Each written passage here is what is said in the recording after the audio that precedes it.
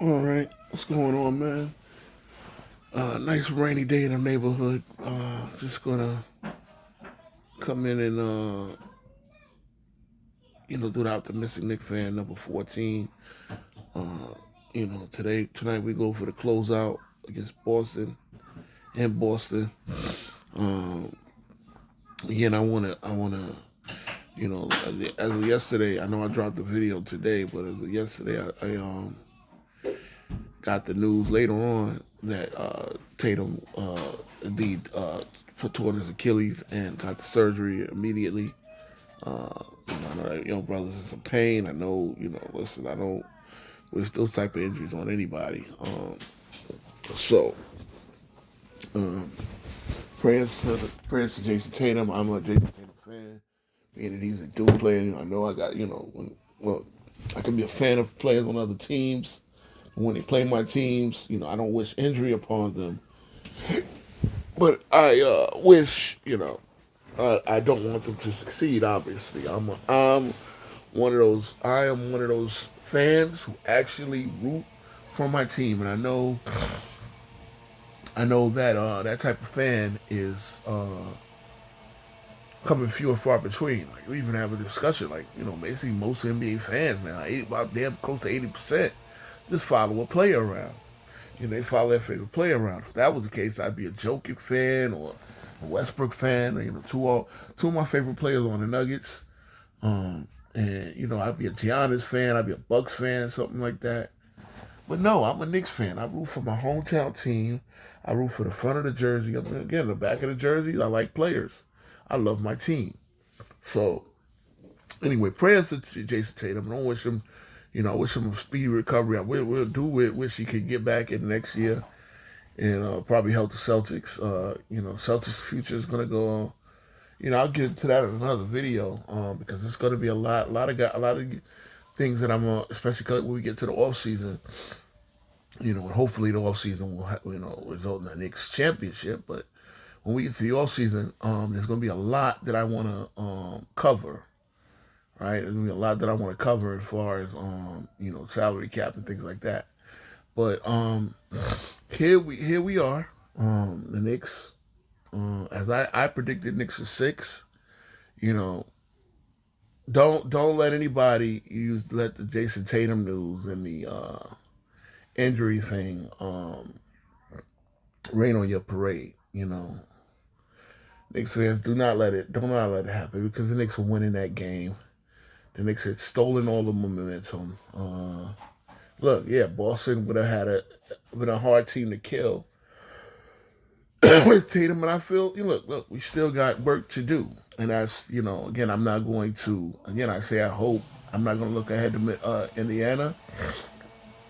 I'm not going to look ahead to Indiana, and boy, what that's a disappointing second round by Cleveland. And this goes to show you, so show you a lot, all right? So again, I'm not going to give Thibs any apologies because the things that I criticize Thibs for still show up as issues. A lot of you Knicks fans owe him an apology, especially with the whole running his players into the ground narrative. Because again, I criticize Thibs on his rotation, but not for the fact that he runs players into the ground. Because this goes to show you. This goes to show you in an era where the Lakers were given an excuse for running out of gas. You've seen Boston pretty much run out of gas. You've seen other teams not be able to get to the fourth quarter and play strong. The Knicks happen to be one of those teams that not only are pretty damn healthy, playing big minutes, but seem to be again. Mikal Bridges is playing more minutes in the playoff probably than anybody right now. Never missed a game in his career. Josh Hart, but they get stronger down the stretch. The injuries from last year were all freak injuries. They were all contact injuries. They weren't, except for OG. And I will say this: remember, we got OG from Toronto, so whatever conditioning plan Toronto had him on didn't do him no favors because he had the elbow injury and then he had the hamstring in the playoffs. And again, if you want to say Thibs needs to learn how to nurse players are coming back from injury. Well, yeah, again, Thibs is no nurse. But one thing I've always said is Thibs, basketball, playing basketball is the best way to get in shape for playing basketball. There's no, I mean, like running, doing the suicide, practicing. There's no better way to get in shape. Yeah, this is the problem. The players rest too damn much. This is why they get hurt. Now I get it; they're trying to prolong their careers, but you see more and more of these catastrophic injuries than you ever seen before. Because basketball and running, it's not you can't stop and start. Anytime when you run, you see guys that run. In the Marines, we were taught to when you're running and then you have you gotta like stop at a light across the street, you start running in place. Because the moment you stop running and then you start again, you risk injuring yourself. So you try to run in place, keep those legs moving. I'm not the expert runner. I did run I did have run 6 mile and 5 mile runs and 3 mile runs way back in the day, serving the Corps. But yeah, I probably the most I've run since my release probably was about a mile or two, maybe, and I walk a lot. But anyway, again, that's the issue. The issue with Thibs is that the offense. I still think the offense is too unimaginable. Now again, stuff worked. Again, you're right. Stuff worked. It just so happens that because you have Brunson and because you have a team that can close out, because you have a team that plays better in the fourth quarter than they do for the rest of the game. If the game was in striking distance, the Knicks are hard to kill. Now, so again, I still feel that win or lose, win a championship or lose. Well, the Knicks shouldn't fire Thibs if they won a championship, but they still should make changes to the coaching staff and offensive philosophy. Meaning, Thibs, okay, you got us a championship. We might want to go back to back. We might, after 53 years, we might want to go back to back. Something the Knicks have never done, right? Something that hasn't been done now since Golden State went back to back in 2018. Right? So you're talking about 107 years. Break the trend that most of the teams are going to. Again, I don't want to get ahead of myself with championships, but the idea is the best way is to optimize. The Knicks got a team full of a lot of good offensive weapons. Optimize the offense. Optimize the roster. So that's my issue. Again, I never bought into him running players into the ground. I never bought into that whatsoever. What I did buy into is him actually utilizing the bench, utilizing the rookies, utilizing the young talent. Just so it happens if you needed them in situationals, if you needed a three, if you needed an offensive lineup, if you needed he does have a good defensive lineup. He did, and again, you got to give him credit for developing Deuce McBride. He developed Deuce McBride when it was hard to even get him playing time behind Emmanuel Quickly. When we traded Emmanuel Quickly and the OG and Overtake, that opened it up for Deuce. Okay? So that opened it up for Deuce. That also opened up for Quentin Grimes, but Quentin Grimes just could not seem to get his footing next to a Jalen Brunson, next to a Julius Randle. So it is what it is, right? Again, you got to give Thibs credit for what he deserves credit on. You got to give him criticism for what he deserves criticism on. So going into this game, it looks like we're going to close out Boston. Looks like we should. Even though Vegas don't give us any respect. 4.5 point underdog. Yeah, the Knicks happen to be 4.5 point underdogs. I mean, we were underdogs in every game in the series. So again, to be up 3-1 in this situation, goes to show you that hey, you guys slept on the Knicks. And that's what I want to get into. Addressing the weird Boston energy. Again, look, Boston, 18 championships, won the championship last year. But you guys have had 2 in the last 40 years. Again, Knicks haven't had 0 in the last 50 years. I get it. But the idea that you're now, that Boston fans came here lecturing the Knicks about all this stuff and all that. And again, I'm a basketball fan first, so I've seen every team in my viewing win championships. So the idea that you're telling me how to win a championship and what a championship looks like, championship team looks like. Yeah, Boston was a great team. There's no doubt about it. Boston was a scary team. The way they played, when that 3-point shot drops, they can knock you out of the building. Here's the problem: Boston was, I said this all year. Boston was not a juggernaut. They weren't even. They shot more threes than twos. You live by the three, you die by the three. A three is a streaky shot. Sometimes when you got a lot. If you're on, you're on. If people are chasing you on that 3-point line, and the Knicks didn't do a great job of that this year. They did a great job the last couple of years. I maintain that the Knicks defense would be set with Mitchell Robinson. Again, he's now a part-time player, but you see his impact. I've alluded to it many, many times. You see his impact. You see how he's the domino that puts all the rest of it. It's like he's the big joker on defense. If anybody plays spades, you get the big joker. You can play those deuces. I don't know, for those that play big joker, little joker, deuce, deuce, ace, and down, king and down. If you got the ace of, if you don't play with any jokers, you play ace of king. He's the ace. He's the ace of spades. I mean, he's the ace of spades. You can play that queen a little differently. That queen of spades when you had ace of spades. Same way you can play your deuces, and so it just sets everybody. It sets everything up. It makes OG a better defender. It makes Bridges a better. It even makes Brunson a better defender. It makes Cat a better defender, putting him at the 4. And if you notice, Cat was the 4 on an elite Minnesota defensive team the last couple of years. Again, I think he's as good or better than Rudy Gobert. Quite frankly, especially as a defender, especially as a rebound ball tracker. Rudy's probably the better defensive rebounder. Mitch is a better offensive rebounder, where he just gets it, he just finds the ball, and in an era when nobody walks out, he finds a way to get there. Okay, so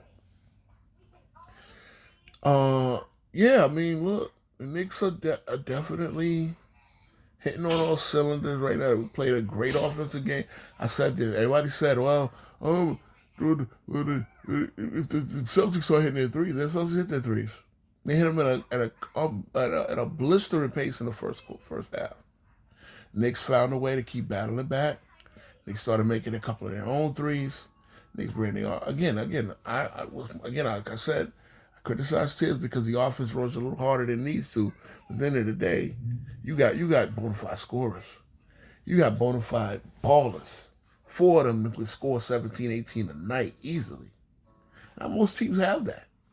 I mean, the Celtics are one of them, right? If you consider White, if Porzingis was healthy, you with White being able to get in 16, 17 easily, you would consider the Celtics to be that as well. And yeah, the Celtics, all things given equal, were the better team. But the problem is, Celtics fans, especially the arrogant ones, the Dave Portnoys and the Bezzinos and Brian Scalabrine, you guys on your job is to be objective, not to be homer cheerleaders. Your job is to be objective. If you couldn't see that the Knicks had this punching power or had this ability to stick with the Celtics the way they did, had this ability to run the Celtics off the 3, and again, that 40, and they said they had 45 wide open, 37 wide open shots. Well, what game were you watching? Yeah, they had some good looks. It's a good thing for good look for 3 and a wide open 3. But the shooting variance and all this nonsense, the Knicks under their shooting variance. And we was the same type of 3. Again, I've looked at multiple people, multiple supposedly experts talk about the series. And you miss something, you just miss something. You miss a lot. Jalen Brunson's a great closer. Karl-Anthony Towns is an amazing offensive player. You miss Wingstop. You miss what Josh Hart can do. I will say this: Josh Hart is Mr. Everything. The Celtics don't got that guy. I know Drew Holiday and Derek White Derek White's a great rebounder. He's close to what Josh Hart is. But there's a gear. Like Derek White is a get to the line and get to the 3-point line and line it up type player, right? He's a very good defensive pounder. He's very good, very good defensive pounder, very good rebounder, pretty good offensive rebounder himself. But Josh, there's some extra elements that Josh Hart brings, and I think if you looked at them as the two starting shooting guards, I would call the way they're both performing even. I would call it even down the line. I would have predicted it being even. Obviously, Holiday is a good defender, but he's just not like Jalen Brunson is unguardable. Unguardable. You can't guard him by yourself. You can make life tougher on him. You can make him dribble extra. But Jalen Brunson has definitely been a star of the series. Definitely been a closer.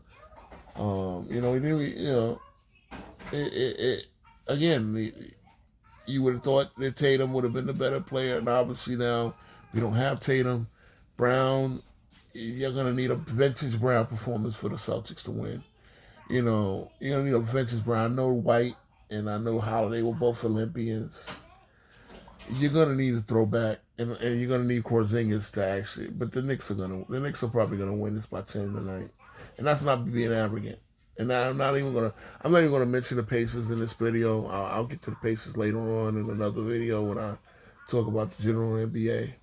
But this is OKF right now. Again, it's orange and blue skies, baby. It feels good. You would hear more in my voice, but I'm a little bit under the weather. I got a scratchy throat right now. It's orange and blue skies, bro. For those that, I know it can go on, but for those that actually listen to me talk ball, I know a little something when I'm talking about. Again, I'm not the most technical. I don't know all X's and O's, but I know hoops. I'm not always right. I'm more right than I'm wrong. It's proven. Again, I'm going to lose one of these. I'm going to lose one of these series at least. Indiana. I thought Cleveland would come back.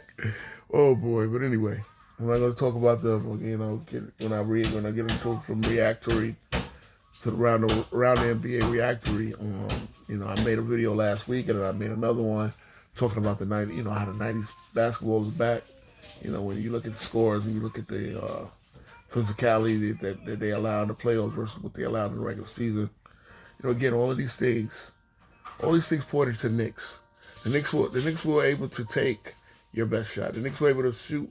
The Knicks were able to survive your shootout. Every game. Also wants to shoot you out every series. The Knicks were a game. The Knicks were for a certain game.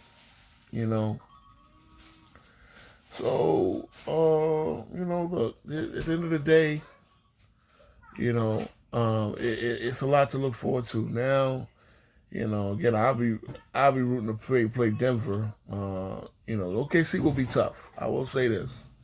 I don't want to look too far ahead, but, this is optimistic Knicks fan, so I'm trying to scout out potential finals opponents. Golden State looks dead in the water. No Curry tonight. Minnesota should take that one, and my prediction of them getting the conference finals as a 6 seed will reign true. Valiant effort by Golden State turning the season around. But yeah, look, Knicks. We could do this. And again, I've always said this. The Knicks ever going to win a championship. It's time to take it. This is the era. There's no superstar leading an unbeatable team. There's no superstar that the league is pushing above all others. Build the team, develop the team, and go and take it. So, look, man, New York is popping right now. New York is feeling good. I rock my Knicks hat, my Knicks gear everywhere I go. everywhere I go. All of it throughout the bad years, throughout the trying years, throughout the rebuilding years, man. This is feeling good, guys. So yeah, I'm gonna end it here. Let's go Knicks.